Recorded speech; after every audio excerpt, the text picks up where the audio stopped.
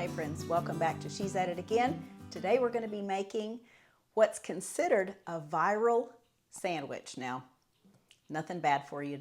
Don't freak out over that, especially you people who are my age and older, because viral to me means something bad. Viral just means it's really, really popular.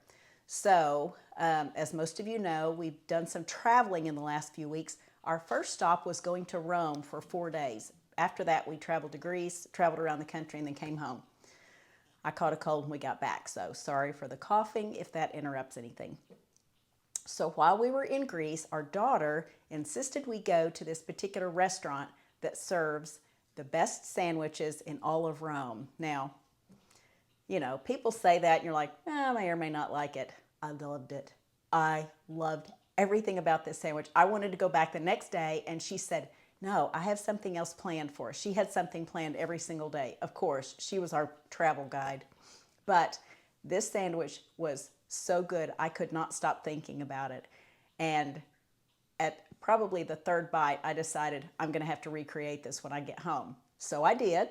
I made this last week. I did not video it because I assumed it was not going to be as good as the one in Rome. But let me tell you, it was pretty dead-gum close. So what I've done is I have already made my focaccia bread. These sandwiches are all on focaccia bread. It's crazy to watch the process of these restaurants. There's 2 restaurants in Rome that are identical restaurants. They are right across the street from one another, each one of them having about 50 people in line at all times. And we waited behind our share of people to get into this restaurant. But they are just so popular that it's unbelievable how many loaves of focaccia bread. They actually call it something different. It looks just like focaccia, so when you see the bread, you'll know what I'm talking about. They go through so much bread and so much prosciutto and so much mozzarella and so much fresh basil. It's just unbelievable the process this is. They also have restaurants in Florence. They also have one in Chicago and perhaps New York maybe. Anyway, we'll give you the name of the restaurant in the description. Just in case you're in one of these towns, you gotta try it. You just gotta try it. But for now, I recommend that you try our way of making it. Now, I will tell you ahead of time, I've tried 2 different kinds of focaccia, and I'm still kind of perfecting that. I'm not real sure which one of the recipes, if indeed it's one of the 2 that I've tried, that I'm gonna stick with. So I'm gonna keep trying that. I will put out a focaccia video later on because I'm not really satisfied with how these are going so far. But all that being said, the taste of it's fine. I just want the texture a little more authentic.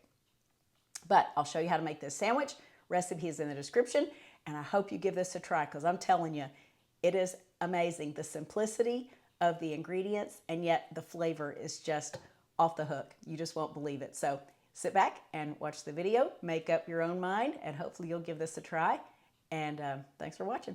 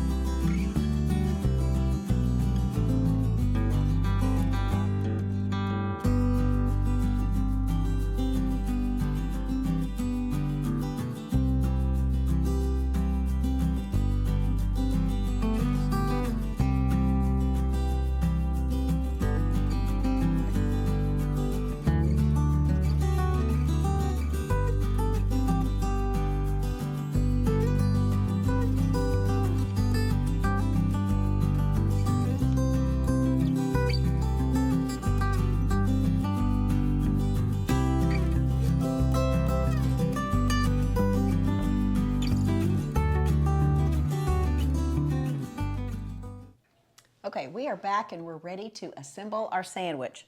Now, all I can say is this is one huge focaccia right here, but that's just how this recipe turned out. This probably is not going to be the one that I stick with as far as the recipe goes.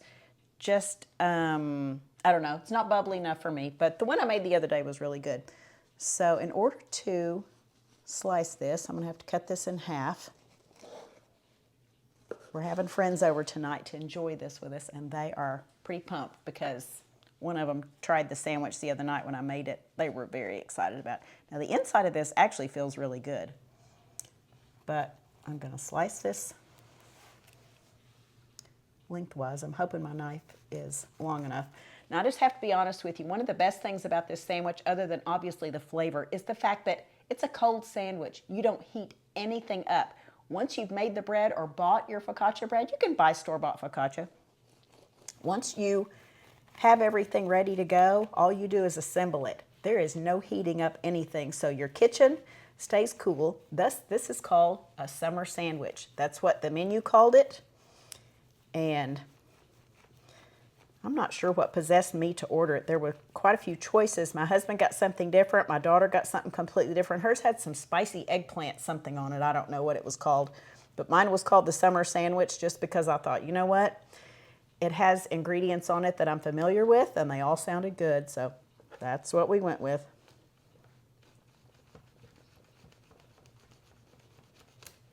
All right, knife made it through there. Oh, that's pretty. All right, the first thing we want to put down is our prosciutto. I have a little bit left from a different package the other day. This is the kind I'm using. And prosciutto should just simply say that the ingredients are pork and salt. That's it. No nitrates, no nitrites, no sugar, no anything like that. It is like,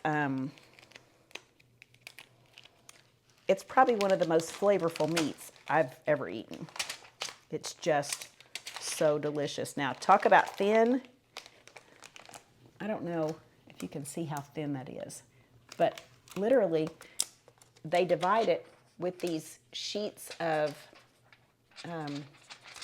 they almost feel like old-fashioned camera negatives. Remember what those are? Super, super thin, and you have to have those to peel the layers apart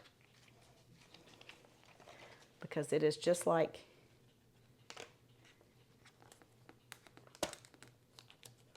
peeling off thin layers of almost like cellophane. Super thin. Okay, she has started scratching her bed again. Zoe, stop that. We just had an understanding before I turned the camera on. I said, don't go over there and start scratching on your bed when I turn the camera on. And what'd she do? Went over there and started scratching her bed. All right, so no, really and truly, honestly, there's no need to bunch these up like you do with ham or turkey or anything like that on a sandwich in order to get a lot of flavor. You're going to get flavor. If there's a piece of prosciutto, there's flavor there. So don't worry about bunching it up, thinking it's going to give it more flavor. You don't need to bunch it up.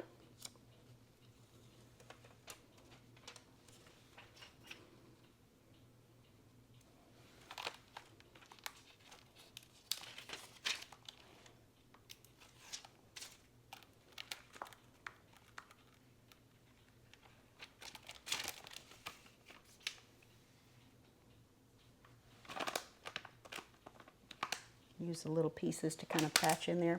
I have another whole package over there, so I've not run out of anything.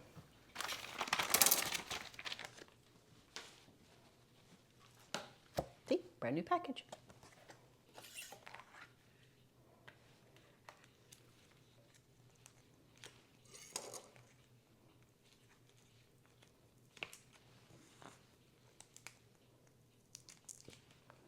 The downside is when you get that prosciutto on your fingers, your hands are a bit greasy and you can't open the package easily.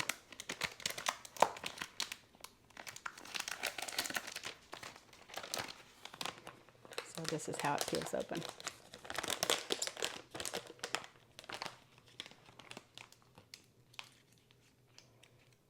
Now this package right here is 6 ounces. I think it cost me around $8 for this, which sounds like just an exorbitant price, but if you think about how little amount you use for so much flavor, it really is not that expensive. Again, you're not going to bunch it up on here, so it goes a long way. See how pretty that is? All right, next thing I want to put on here is fresh mozzarella, and I stress fresh mozzarella. Sorry for the coughing. All right, now if I can get this open.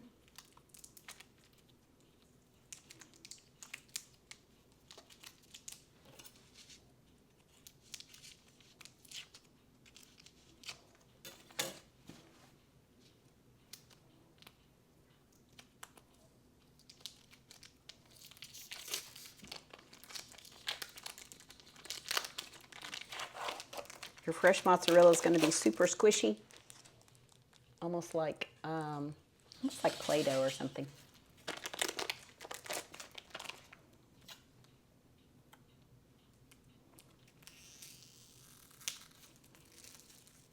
And you don't necessarily have to slice this. You can just kind of pinch pieces of it off, but we'll see how much I can get done.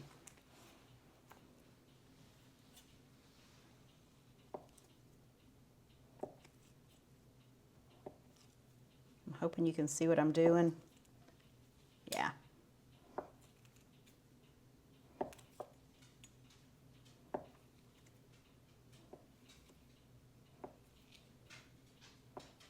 The weather was so perfect when we were in Rome. I kept thinking it was going to be super hot because I've only been to Rome one other time, and I've heard that it was super hot in the summertime, and I kept thinking, oh dear, this is not going to be good. But when we went, it was absolutely perfect weather. The mornings were cool. We'd go to the park and just people watch and just had a very, very relaxing time. But the weather could not have been better. Okay, so as you see, I'm just kind of scattering this on here, tearing it apart to spread it out where you need to. This is an 8-ounce package of mozzarella, so just give yourself just what you think you'd eat. So if you really, really like mozzarella, you might want more, but I would say don't miss out on it. Now these are tomatoes from my garden, so we have one person sitting at the table that theoretically she wants to eat a tomato, but it's just not going to happen.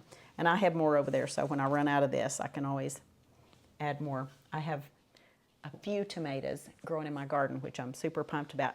Now, we're almost done with the ingredients of this sandwich. I'm not even kidding when I say these few ingredients are just going to be mind-blowingly delicious. I can't even explain to you why this is so good, but it is fabulous. This is fresh basil out of my garden, and I got it, I rinsed it off, and I just put it between 2 kitchen towels and dried it real well so it's not all wet.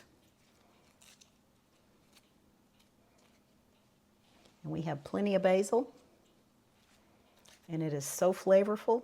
Man, I never knew how good basil was until I started eating it fresh, because I was just used to the, the dried kind. You have it in a little sprinkle bottle, and it was okay. It wasn't anything I'd write home about. But fresh basil, different story. Okay, so this is all the ingredients on our sandwich. I'm going to put the top on it, and then I'm going to prep the other one. But for right now, that is one of the sandwiches. Now, this will be for probably 2.5 people. So all this together, this whole sandwich will be for the 4 of us. So we're going to enjoy that tonight. So I do hope you give this a try. Again, the recipe will be in the description. Thanks for joining us, and we look forward to sharing something again with you real soon. Make yourself a summer sandwich. It's going to be so good. I promise you'll be shocked. You'll just be shocked. Okay, bye guys.